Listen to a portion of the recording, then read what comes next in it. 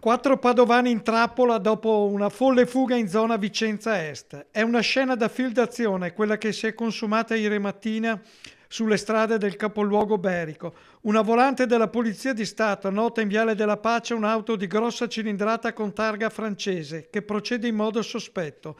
A bordo quattro giovani. Quando gli agenti tentano il controllo, il conducente accelera improvvisamente e si dà alla fuga. Ne nasce un inseguimento ad alta velocità lungo le principali arterie che collegano la città al casello di Vicenza Est. Per quasi 5 chilometri l'auto dei fuggitivi sfreccia nel traffico mettendo a rischio la sicurezza di automobilisti e pedoni, inseguita dalle pattuglie della questura. Sirene spiegate e frenate, con la polizia che con professionalità non mette a repentaglio la sicurezza degli automobilisti.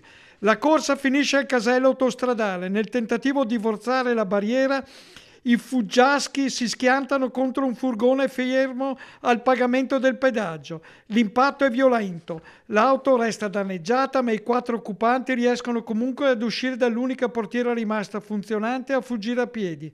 Scatta immediatamente la caccia all'uomo. Volanti e squadra mobile setacciano la zona e mezz'ora più tardi individuano i quattro mentre cercano di nascondersi all'interno di un edificio abbandonato. Per loro la fuga finisce lì.